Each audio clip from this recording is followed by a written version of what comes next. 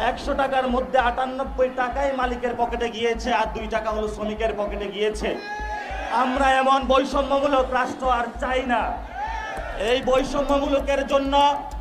বৈষম্যমূলক রাষ্ট্রকে বাংলাদেশ থেকে, বাংলাদেশের জনমানুষের মনোমগজ থেকে ঠেকানোর জন্য আমাদের শ্রমিক ভাইরা রক্ত দিয়েছিল। তাদের এই রক্তের উপরে দাঁড়িয়ে যারা উপদেষ্টা হয়েছেন, আপনারা যদি অতি সত্বর তাদের বকেয়া পাওনাটা পরিশোধ না করতে পারেন, তাহলে আপনাদের শপথের সাথে আপনারা বেঈমানি করবেন। আমাদের ভাইরা রক্ত দিয়েছিল, আমাদের ছাত্র ভাইরা রক্ত দিয়েছিল, জগন্নাথ ভার্সিটির ছাত্র ভাইরা এসেছিল, তাদের দাবি পূরণ হয়েছে।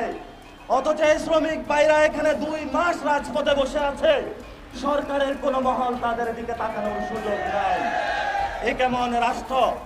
যেই রাষ্ট্রতে আমরা চাই না শ্রমিকরা রাস্তায় বসে থাকবে আর মালিক পক্ষ খিলখিলিয়ে হেসে সেখানে শ্রম মন্ত্রণালয়ে মিটিং করে বেড়াবে।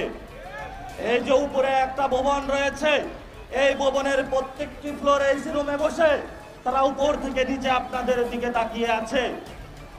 তাদের এইসব বৈষম্যমূলক